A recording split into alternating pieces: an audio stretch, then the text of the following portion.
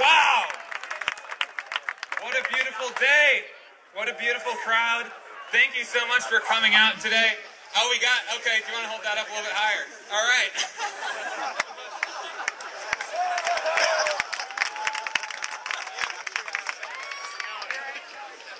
My name is Stephen Olikara.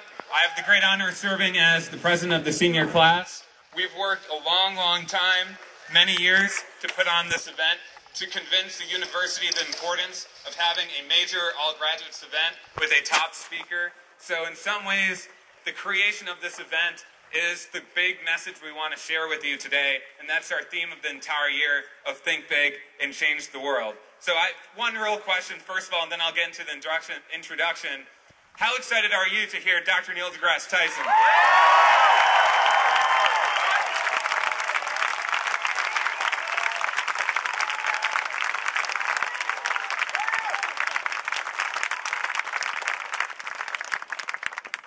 So it's been an honor. We've partnered with the Distinguished Lecture Series. Megan Carpenter, who's around here somewhere, has been heroic in organizing this event with us. And she did want me to note that they're taking nominations for the series next year. They have a table in the Rathskeller, so make sure you go out there and make a submission for next year. Tyson 2.0!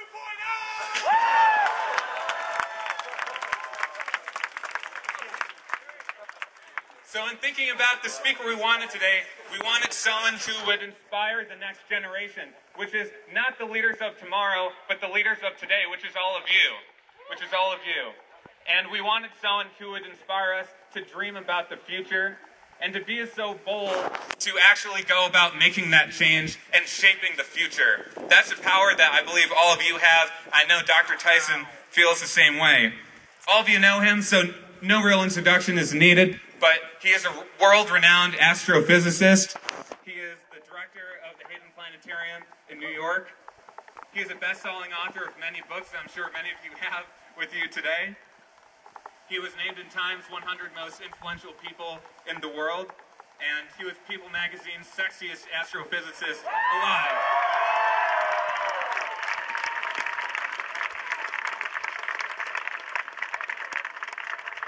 Now, of course, many of you have seen him on The Colbert Report, on The Daily Show. And if I can just say, on behalf of all the geeks in the audience, on behalf of all the nerds, thank you so much for making us feel a little bit more cool about ourselves.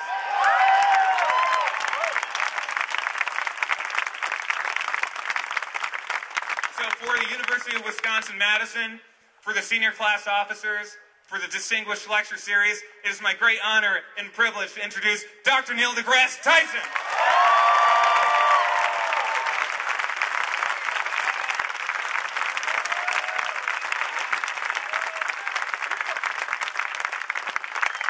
People in the rafters and people behind me. I got you guys. Okay, most of my time I'm going to be facing that way, but it doesn't mean I don't love you. Okay? Just so, and the folks out there, they don't even know what's going on. All right, that's fine. This is like almost a Woodstock atmosphere, you know? Yeah. How long before people start running naked through the grass? Is that? Someone says here, whenever I tell them to. I don't want that. I don't want that much power. That would not. I need to clarify one or two things about that introduction.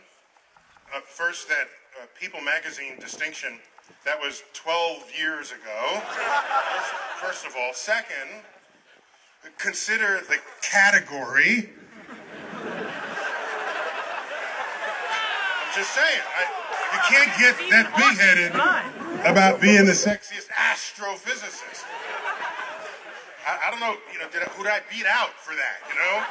Like Stephen Hawking, you know, I don't know. I'm just saying, I don't lead with that on my resume. It's like way down at the bottom of the website, just so you know. So I wanted to give some messages. It's primarily aimed to the how many seniors out here? Seniors in the house, okay. Because you're on your way out of here. right? Unless you're left back or something, I don't know.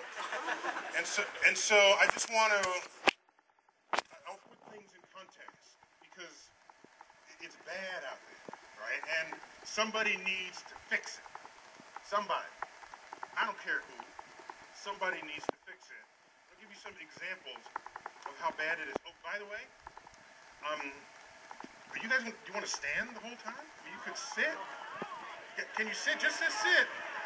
Can you sit? I mean, there you go. Okay. You just sit. You can sit. That's why you have butt cheeks, okay? Built-in pillows.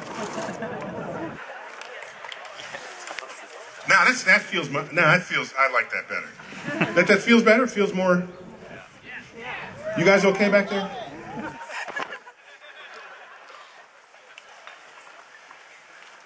All right. So a few things, just to set the record straight here. I worry about the level of science illiteracy and math illiteracy that pervades our culture.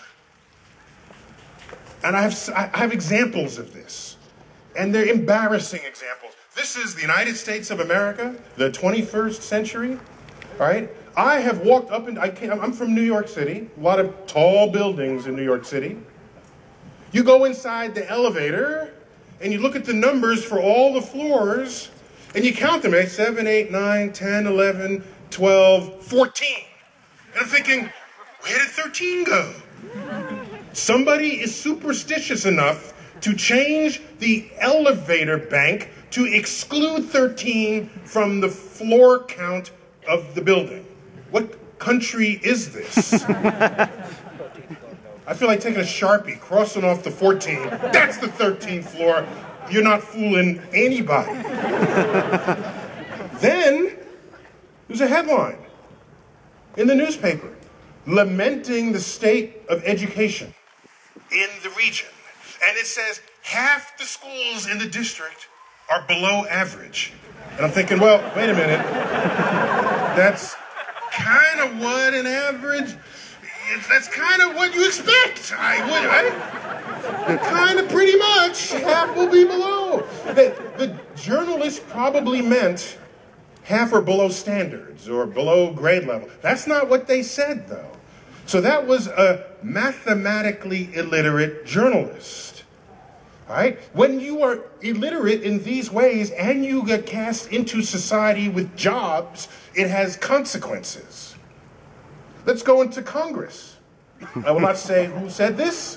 Member of Congress once said, "I've changed my views 360 degrees on that issue."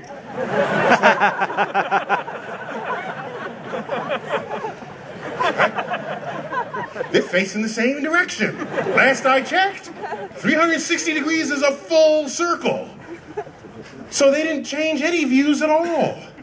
So either they were being clever, knew what 360 degrees was, and tried to fool who they were speaking to, or they were mathematically illiterate and didn't say it right. All right? Now this sounds like it could just be innocent. Okay, they just got it wrong a little bit. But I think it has consequences. When science is not valued, when science is something people chuckle about not knowing in the corner at the cocktail party, okay? They'll say, "Oh, you didn't do well in math either, neither did I." Ha, ha, ha, ha, ha. You've seen people, if maybe you were one of those who did that. Suppose you were in a party and we had some geek folk in the corner, and you're like a literate, English major, and you want to chat about Shakespeare. And one of them said, "Oh, I was never good at nouns and verbs." There is no room for that. That would be unacceptable. So why do we just somehow chuckle when people don't know basic math? And I don't know the sources of, I don't know for sure. I know Europe, for example, before they went to the euro, that unit of currency, they each had currency issued from their own mint. And they would honor important people of their culture, which included scientists. If you went to England, Isaac Newton was on the £1 note. You go to Italy, they had Alexandra Volta, okay? Guess what we named after him? Not the car, yes, but the unit. Also in Italy, Galileo is on the currency. You have people on the currency who were scientists. They valued their scientists. In Germany, they had Carl Friedrich Gauss, who invented the normal distribution curve. Do you realize on that was it 10 Deutschmarks? On that note is a picture of Gauss and a plot of his distribution function, including the equation that tracks it.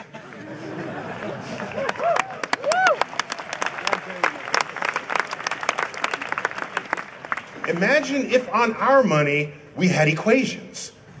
How different our world would be. And by the way, who do we think of as like the sort of best engineers in the world? Who owns that stereotype? The Germans, of course. German engineering, German cars, German this, German that. And they got equations on their money. I'm jealous of that. Now, we've got a scientist on our money. Who is it? Ben Franklin, okay? He's on the $100 bill. Some of you look befuddled. Perhaps you've never seen a $100 bill. Just work on that one when you graduate. Some jobs will allow you to see a $100 bill for the first time. He's on the $100 bill. So now let's look to see what iconography on that bill reflects his scientific interest. He was a great scientist, physicist. He had tremendous laboratories and experiments in electricity. And all these other scientists and all these other currencies, there's iconography of their trade. Yugoslavia has Tesla, Nikolai Tesla, and he's got like Tesla electrical coils pictured on the back. Copernicus from Poland, it's got the heliocentric solar system. Okay, we've got iconography. Let's go to Ben Franklin. What do you have? You got Independence Hall from Philadelphia. Okay? That's where the Declaration of Independence was signed. I'm okay with that. Is there a lightning rod on it? Ben Franklin invented the lightning rod. Nowhere to be found. Is there a key? Something. Nothing. Nothing. We, as a culture, have never fully embraced science as a culture. It's never really there. And we might be surprised how well we had done in the 20th century with our science. Oh, I know why. In the 20th century, multiple times we felt threatened, militaristically threatened. And so we started funding physicists. Physicists are experts in matter, motion, and energy. And the military are experts in moving energy from here to over there. This makes physicists really valuable to the military. And so most of our scientific advances of the 20th century have come about because we felt threatened. It was the I don't want to die driver to fund this. Oh, by the way, those huge chairs are really cool. We got two. Oh, we got one over here and three in this chair. Now we're looking more like Woodstock. 3 in the chair there. If I understand my oversized art portfolio, those chairs are the size to you what an ordinary chair is to a child. Your legs are dangling, aren't they? Yeah. So if you want to feel like a child again, sit in one of those chairs, and that's what it is like when your child's sitting in a grown-up chair. That had nothing to do with anything. I just thought I'd say that. So I want to talk about innovation and culture. Space as culture. Let's check it out. All right, let's go back to the Second World War. Werner von Braun works for the German army, the Nazis, essentially, and he wants to terrorize London, but he can't get to London to terrorize it. He has to do it from afar. He's a rocket pioneer. So he invents the first intercontinental ballistic missile, and it is the V2 rocket. V2 rocket. You know what this rocket looks like. It is bullet-shaped. It has fins, 4 huge fins, coming out left and right and front and back. That rocket was powerful enough to leave our atmosphere, travel through the vacuum of space, fall out of the sky, and land on a target. The V2 rocket. everyone knew, apart from this military application of that rocket, that no one had ever sent anything out of the atmosphere before. So if there was ever going to be a future in space, that was the ticket. After the war, people were starting to think creatively. How do we use this new rocket technology to go into orbit? The V-2 rocket was a sign of future dreams, holding aside the military application of it. Future dreams. So what happens? In the 1950s, all science fiction stories that had rockets to space, those rockets look like the V-2. Babar goes to the moon, his rocket ship had fins. Tintin goes to the moon, his rocket ship had fins. Old episodes of The Twilight Zone, whenever they had a spaceship, they had fins. People were thinking about the future.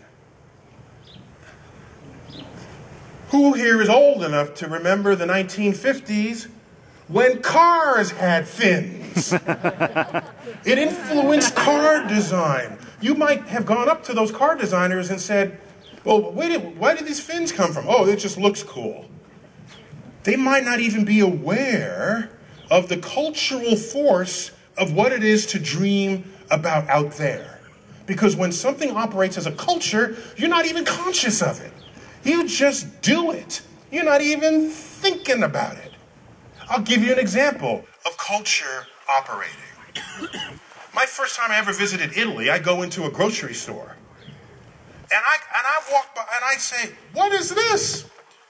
There's an entire aisle of pasta. And I thought, we don't have whole aisles of pasta. This is Italy. They invented pasta. So of course, they're going to have the most pasta of any place in the world. So they got fusilli #2. They've got pasta shapes and squiggles we never see or hear of. Now, I asked an Italian friend, do you notice that you have an entire aisle of pasta? No, it's just the pasta aisle. They didn't even notice it. So then I asked, I repeated this in China. I went into a grocery store, whole aisle of rice. Every kind of rice, long grain, medium grain, short grain, high gluten, low gluten, Thai rice, Chinese rice, Vietnamese, brown rice. It would go on and on and on. I asked someone from China, do you know you have a whole aisle of rice? That's just the rice aisle. So then I said, is there any version of that back here in America? Because maybe I don't notice it. They said, of course. It's obvious to a foreigner. We have the soft drink aisle. Okay, we kind of pioneered the marketing of soft drinks. The entire aisle, floor to ceiling, left and right, is soft drinks. Nobody else in the world has a soft drink aisle. It's a part of an aisle that's got other stuff in it. I said, anything else? Yes. The ready-to-eat breakfast cereal aisle. That's just the cereal aisle to us. You don't stop and look at it and contemplate it. These are sort of low-level examples of what it means when something is your culture. When it's your culture, you cease to notice it.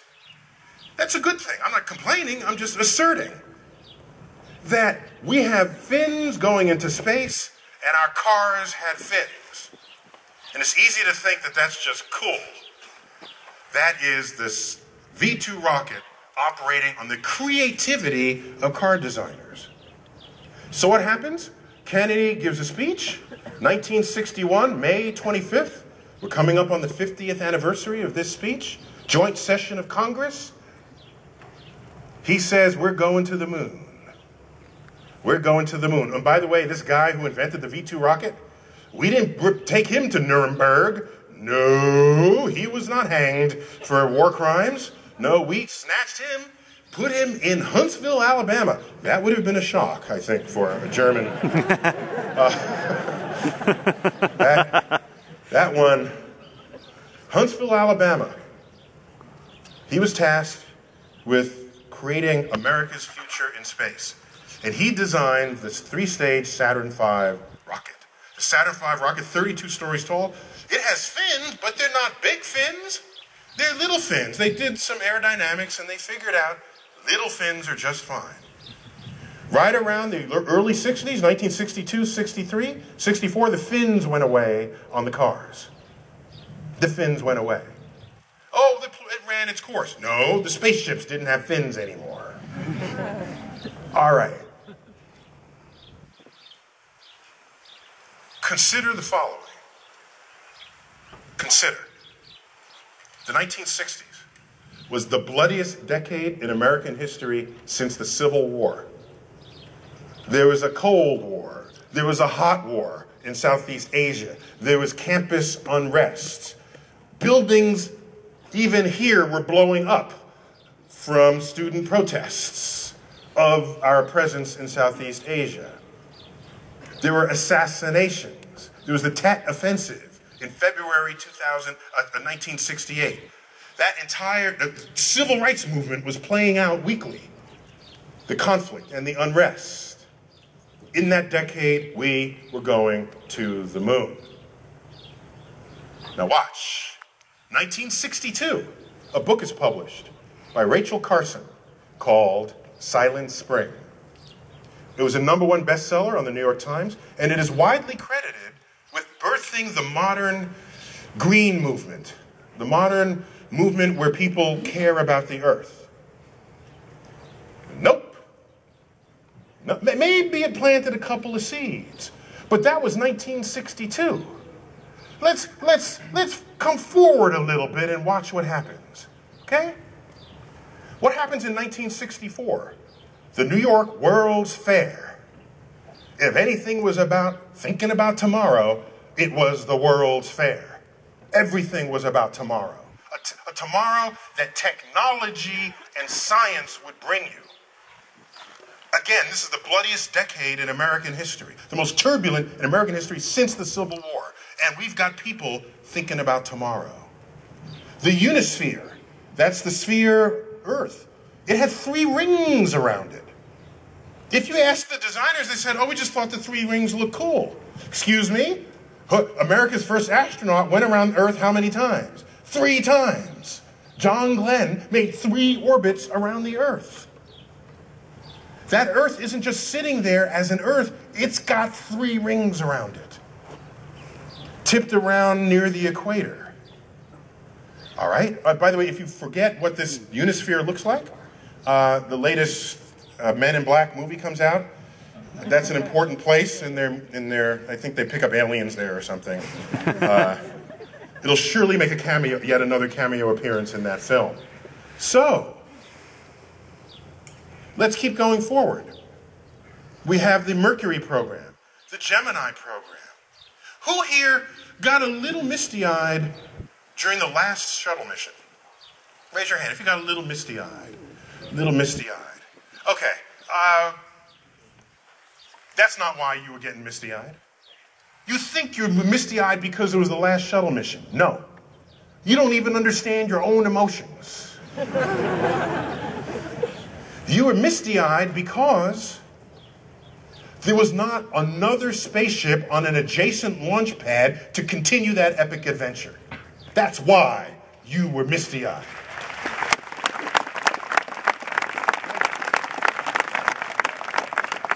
Nobody shed a tear at the end of the Gemini mission because the mighty Saturn V was sitting right next door, ready to go to the moon.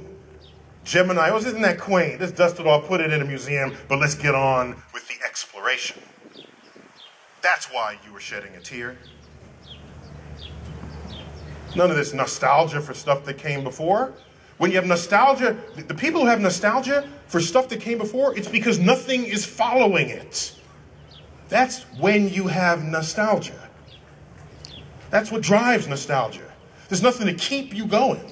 So you got to turn backwards.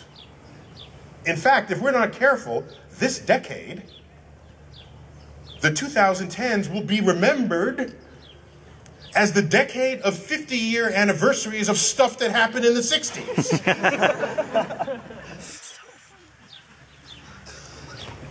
In fact, I'm going to tweet that. Give me a second.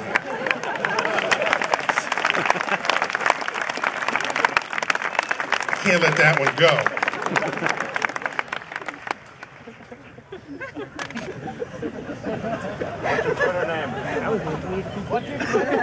Oh, my Twitter handle is Arnold Schmednick is my Twitter. It's Neil Tyson. What else? Well, thanks for asking. It's just at Neil Tyson, N-E-I-L. I before E, except in Neil. And science. And Keith. And Chief. Did that get in there? Let's see. Because you guys are like eating up all the bandwidth out here. Is that right? See if it went in. Okay. Where was I before I Twitterupted myself?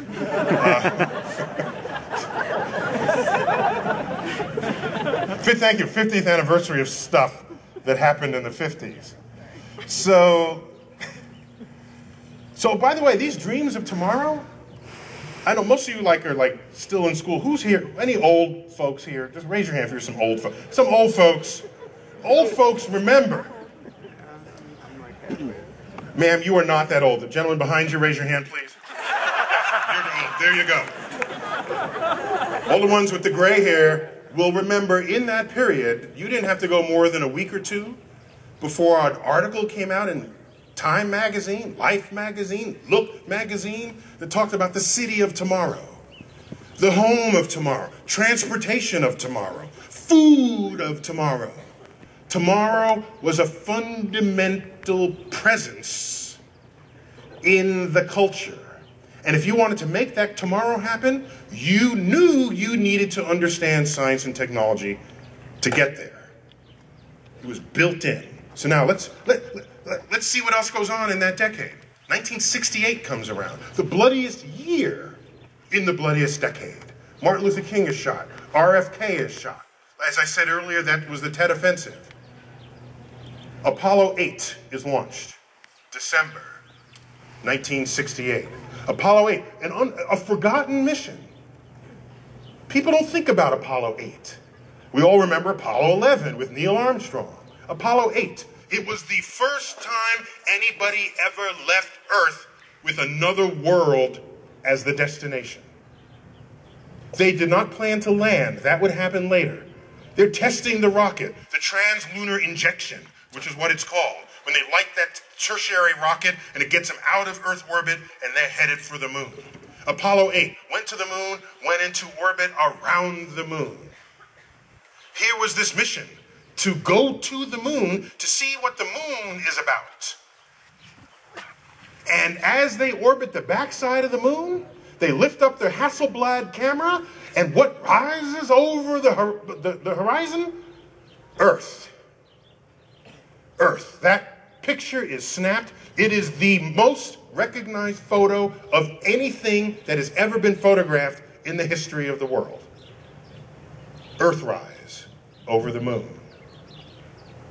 Earth, seen not as cartographers would have drawn it, with continents color and countries color-coded to distinguish one municipality from another. No, it is not as map makers would have us see the Earth. It is as nature intended. Oceans, land, air. Beginning in 1968, the following unfolded. The Whole Earth catalog gets published. Whole Earth? Where do you even get that term from? Who's thinking whole Earth? Is that phrase even have currency? Until we went to the moon. Because what we noticed was that the act of going to the moon allowed us to discover Earth for the first time.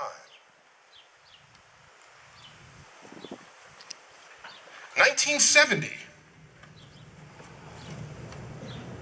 Back up, the moon landing was 1969, of course. We go to the moon between 1968 and 1972. We are going to the moon. We are still at war in Vietnam. 100 servicemen dying per week. We are still at war. 1970, the Comprehensive Clean Air Act is passed. 1970. The first Earth Day was on the spring equinox. 1970. The Environmental Protection Agency, founded in 1970. There's a movie called The Hellstrom Chronicle. It was a pseudo-documentary alerting us of the dangers of going out of balance with the environment and how insects are rather well-equipped to replace us in the future if we don't behave. The organization Doctors Without Borders was founded in 1971. Where do you even come up with that phrase? Without borders. Who's thinking that? Without borders. If you asked them, they probably would have told you, oh, it just sounded like a good idea because we want to cross over. Then no one would have even had that phrase at the tip of their tongue without that photo of Earth rising in front of the moon. The Comprehensive Endangered Species Act, December 1973. The first catalytic converter for cars, 1973. The first unleaded emission standards for cars, 1973. In a period of 5 years, the nation transformed from one who's fighting wars and choosing boundaries and to one that actually cared about the Earth. Can you put a price tag on that? People say, why are we going in space? We got problems down here. You don't even know how to think about some of those problems down here until you got into space and looked back at what we looked like from the dark void of the cosmos.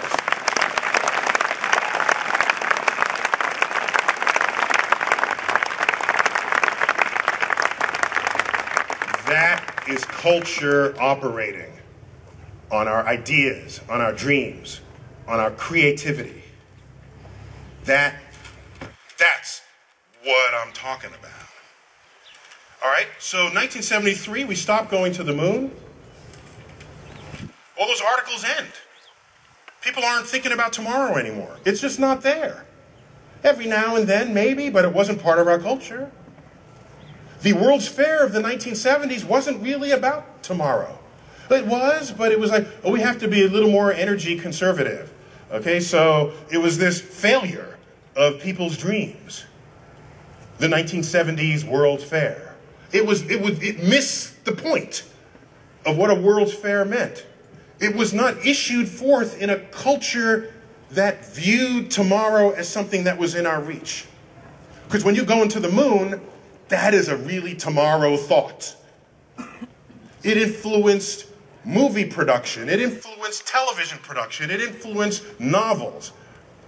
It's influencing not only the educational pipeline and students who want to enter the STEM fields, science, technology, engineering, and math. It influenced everybody else.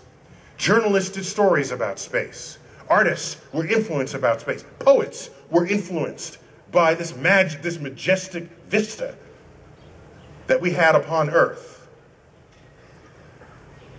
You look at the number of TV shows influenced by these themes. Star Trek, perhaps the most successful science fiction story ever in all of its incarnations, was birthed in that era. By the mid-1970s, that all ended. All right? It's not only culture, it's economics. We're entering the 21st century. If you are not fluent as a culture in science, technology, engineering, and math, you will fade so fast, you might as well just march back into the cave right now, because that's where we're all going to end up if we don't embrace the fact that innovations in science and technology are the engines of tomorrow's economy.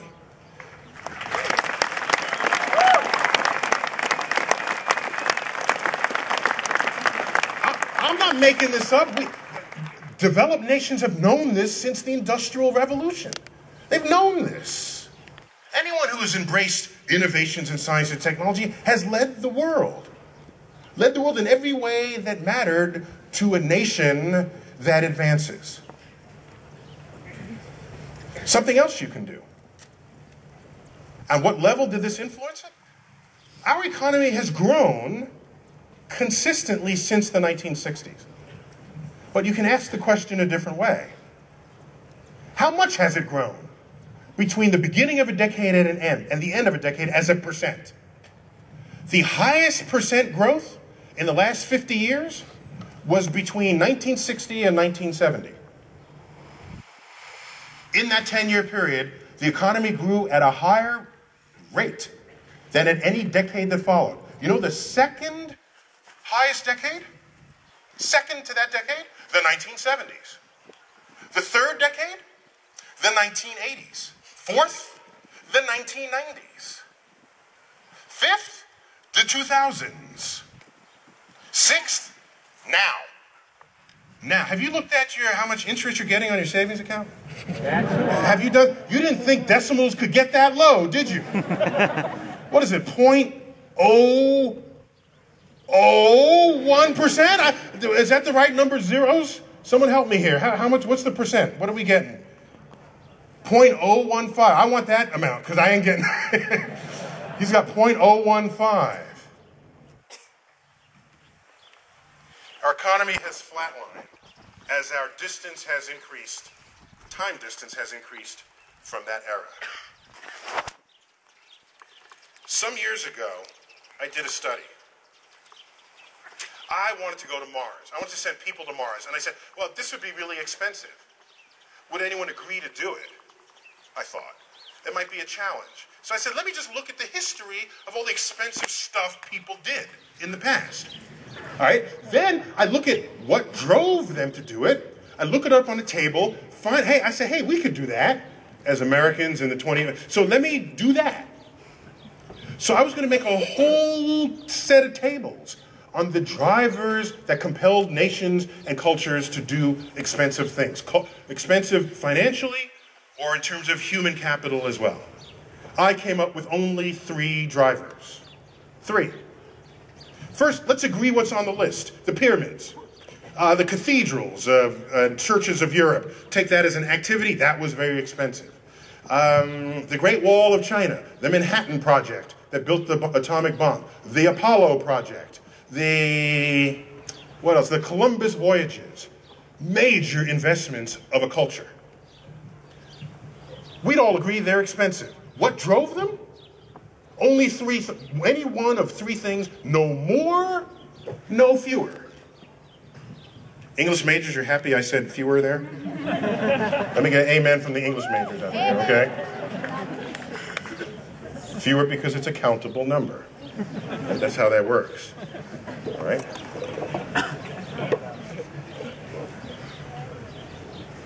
In fact, Whole Foods, if you look at their express lane, it's not 10 items or less.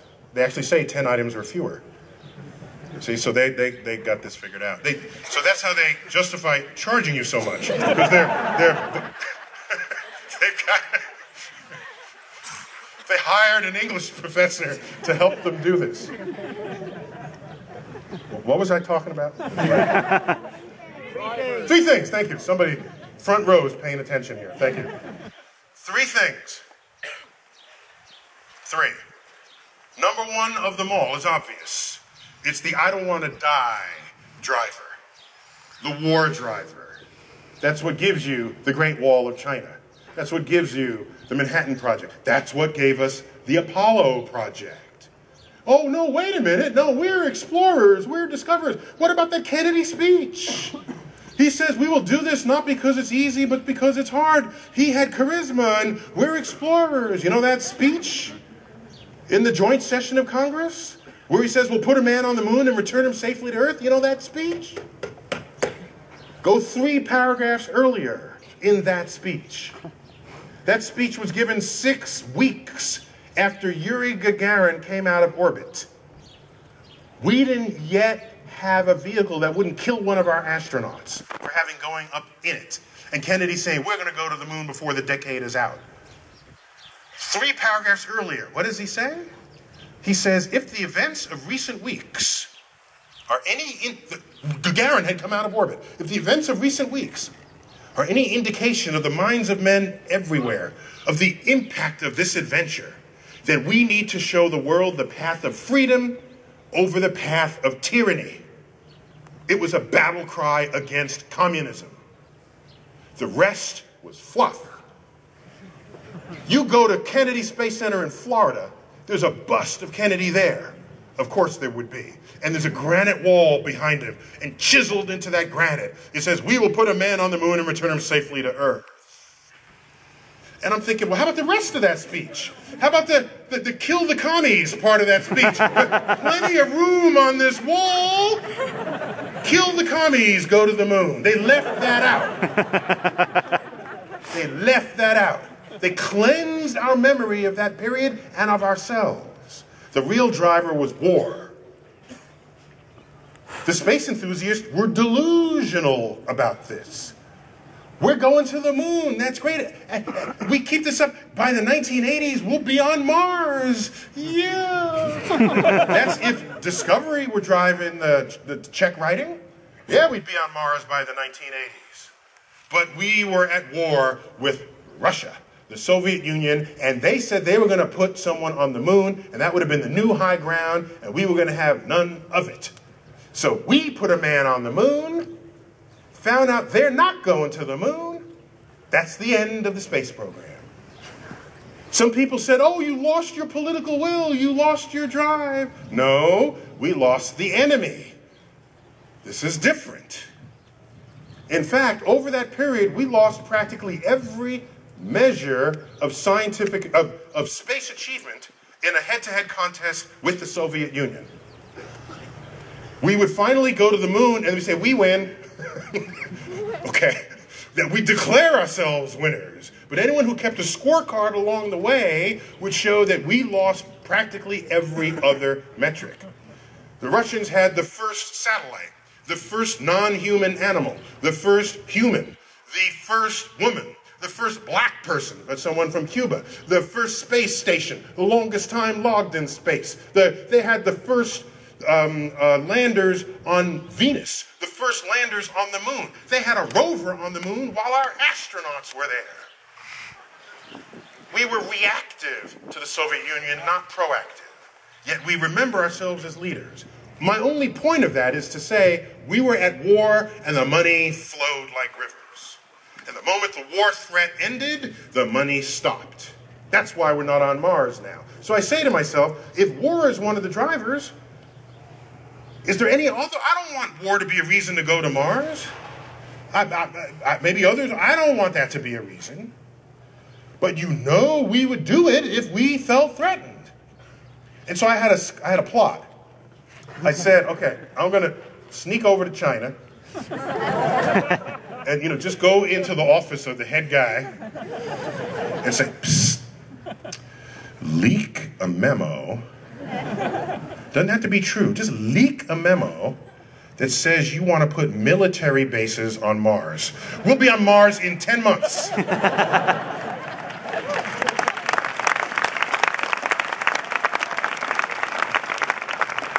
That would be 1 month to fund, design, build, and launch the vehicle, and 9 months to get there.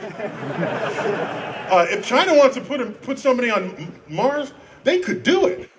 And it'd be easy marketing thing, because Mars is already red, so that would just work. Easy. Okay, I don't want war to be the reason, so in this list, what else drove these major efforts? The promise of economic return is a close second. That's what gave you the Columbus voyages, the Magellan voyages. That's what gave you the search for the Northwest Passage and all of these great voyages of discovery. No, they were voyages of economic return. We think of Columbus as a discoverer. He was a discoverer, of course he was. But did Queen Isabella say, oh, Chris, when you come back, give us a PowerPoint presentation on the botany that you found and illustrations of the natives.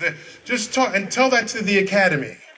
No. Queen Isabella said, here's a satchel of Spanish flags. Plant them wherever you land and declare the land in the name of Spain. And while you're at it, find a shorter distance to the far east and find out new ways for us to take control over the region. There were geopolitical reasons based in war and, in that case, hegemony, and the promise of economic return. That's how you get the Columbus voyage. You know, every year in New York City, there's the Columbus Day Parade, and it comes down Central Park West, and it lands at the Columbus Circle where there's a big statue of Columbus. And all the Italian Americans come out to celebrate this. And I feel like scaling the statue with a megaphone and telling every single one of them, go home. Italy didn't pay for this voyage. Spain paid for this voyage. Had Italy paid for this voyage, maybe some municipality other than the Vatican would be speaking Italian in the world, okay? Italy never got around because instead they spent their money building churches. That's the third big driver, the praise of royalty and deity. That's how you get the pyramids. They're basically big tombstones for the pharaohs. What else do you get? That gets you the cathedrals, it gets you all the vanity projects that were exercised by people in power. Okay, so there you have it. So I say to myself, how do you do this now? Can we go to Mars and justify it economically? Because I don't want to justify it militaristically. And I thought about it, I said, sure you can. Here's what you do. You go to NASA's budget and you double it. What? Okay, thank you.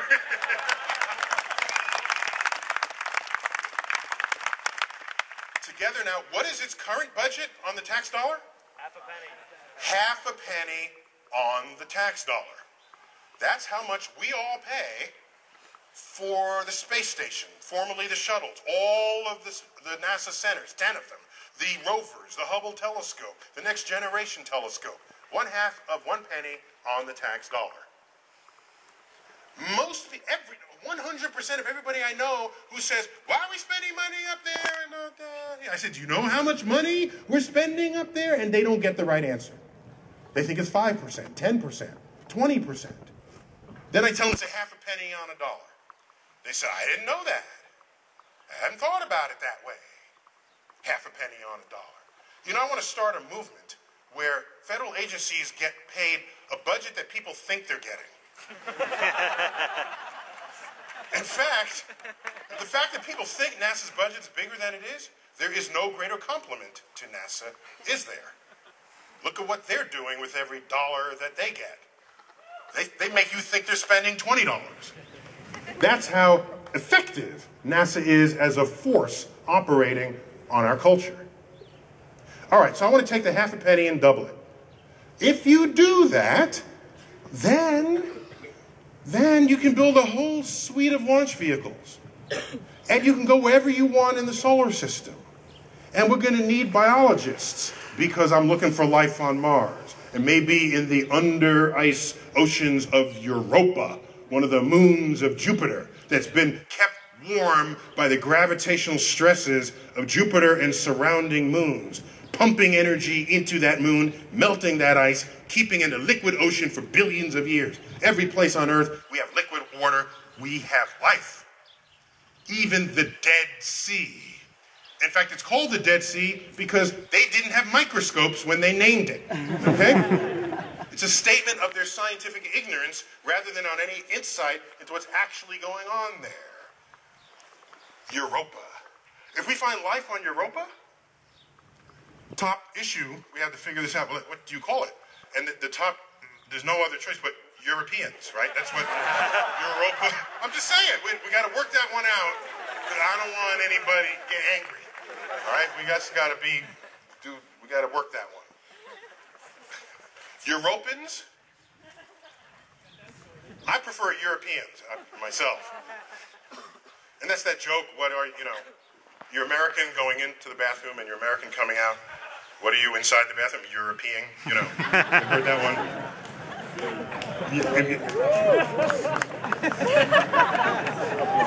You know these jokes when you have like 5th grade kids, you know, running around. You get these jokes. I just got a couple more things. I just want to... So you do this, and there's a call for biologists, chemists, geologists. We're looking at the rock formations on other planets. We need astrophysicists, physicists, mechanical engineers, electrical engineers, aerospace engineers. The 4 aerospace engineering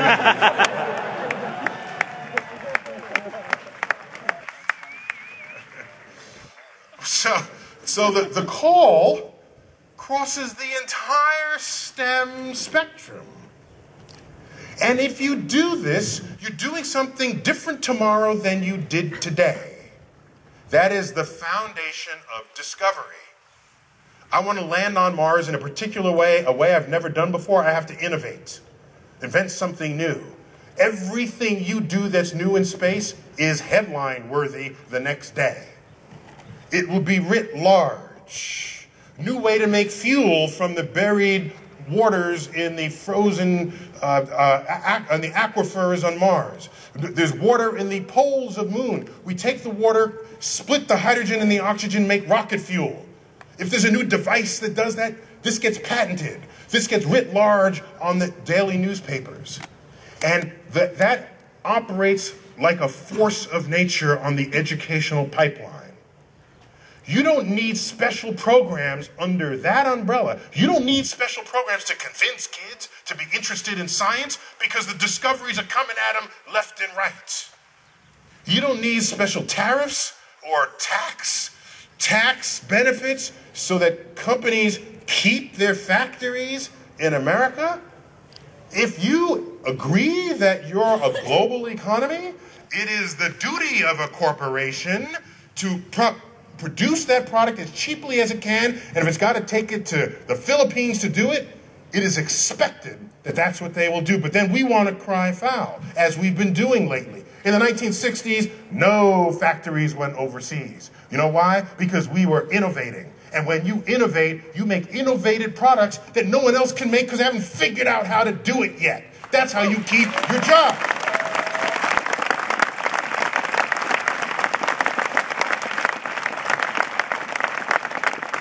Right now, people go around putting up Band-Aids because I don't think they can think in multi-connectivity. We need more science students. Let's make a better science teacher. Okay, there's a Band-Aid right there. You put the tariff for the factory. Oh, you want to innovate? There's some innovation industries. Let's throw some money their way. There, now we're done. Oh, no, you don't get it. You don't get it. I'm sorry. That's almost like saying, we want people to think about tomorrow again. Let's have a new World's Fair where we think about tomorrow. No, you missed the point. The World's Fair of 1964 did not create the 1960s. Our missions to the moon created that World's Fair. It created the culture out of which that World's Fair rose. So make sure you know where the cart is and where the horse is when you're trying to solve these problems. So I submit to you that not only would a healthy space program bring you this force of nature, getting people interested in STEM fields, even if you're not a STEM-interested person, you can't deny the value of science, technology, and engineering on what it is to make tomorrow come, on the value of your economy.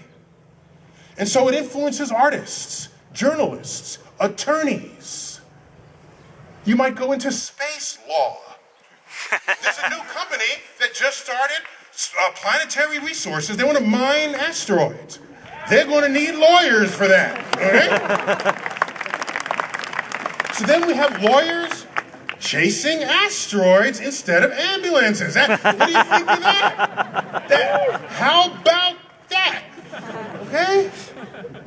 So when it is in your culture, it is in everybody's culture. The journalist starts doing more stories about space. The poets as I said earlier, you start getting influenced even if you're not in the STEM fields, and you create an innovation nation. That's the nation that goes forward, that has a pumped economy because everybody sees the value of innovation. And you also may know there are sectors of our society that are kind of anti-science, okay? And, you know, the urge is, well, let's fight them. It's like, okay, but I don't have time for that. But you know what I do have time for? Making science writ large on the daily headlines. That community, who were kind of anti-science, they existed in the 1960s. But they were left no place to stand because everybody knew that it was innovations in science and technology that had us lead the world in every metric that mattered over that period. And we were going to the moon. So you can't stand there and say, oh, I don't like science. I choose to not believe in science. Forcing me to repeat what I said on Bill Maher a year ago. He had people on his show, before, my first time on Bill Maher, I didn't quite know how to act yet. I don't know, I'm just being myself. He said, Dr. Tyson, last week we had a liberal person and a conservative, because that's how he does that. There's hot air here and hot air here, and he tries to mix them and thinks something's going to come out of that, right? So he said, they both denied global warming. What do you have to say about that? And my only answer I could give him was, the good thing about science is that it's true whether or not you believe in it.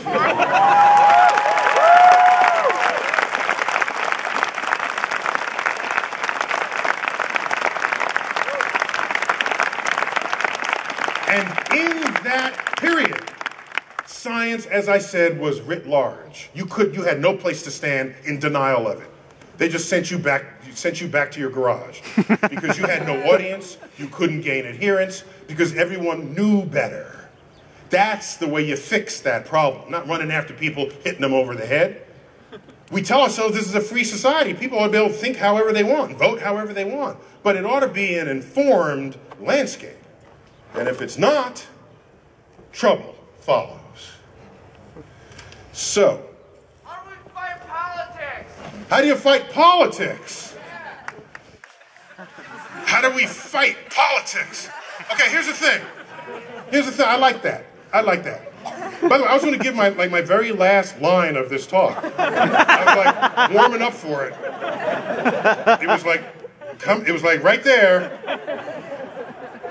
But I'll put a pause in this and reply. Okay. As an academic, I'm an astrophysicist. That's what I do. I'm culturally I do other stuff too, obviously, but I am wired as an academic. I have academic values, all right?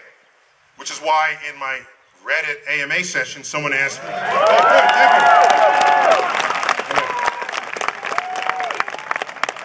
thank you. If you don't know what that is, I don't know if I could even explain that. It's a place where people go when they really should be doing their homework. And they pick some topic and they just have at it. And it is just so rich with energy and emotion and passion. And I was invited to give an Ask Me Anything session where I just sit there and the people just ask. And I'm just like firing out answers, you know. And I had 3 sessions, 3 hours each, and the last one was only 1 hour. But that's my AMA trilogy. In there, someone asked, and I forgot what it is they asked. Something about politics? No, I know, but there was something else. See, I forgot what I was going to say. Okay, hang on. So about the politics. We'll get back to the AMA in a minute. About politics. In my culture, politics is a barrier between where you're standing and where you want to go. Every time. Every time. Okay? That's in academia. You move to Washington, D.C., politics is the currency. It is the thing. Ineffective scientists out there are those who just bust into Washington and believe they can just put truth on the table and let it ride. No. It took me a while, but I think I understand the politics now. And so let me find the forces that influence politics.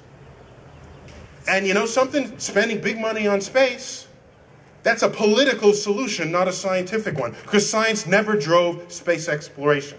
Neither did discovery, neither did the urge. It's in our DNA. Oh, we're Americans, so we're explorers. It is nature's.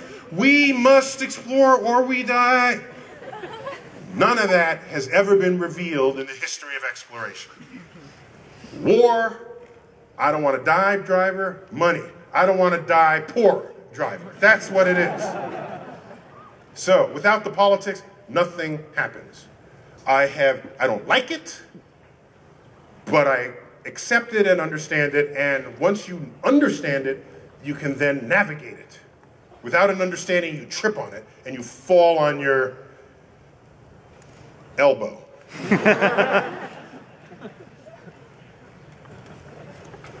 Now I got to read you my carefully composed final sentence here.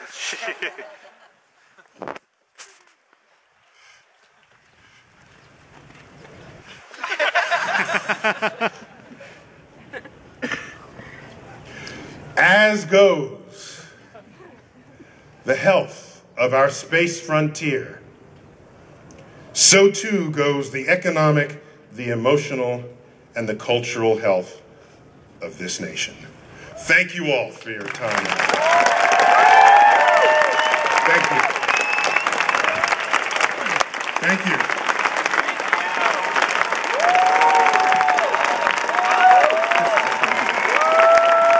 Thank you.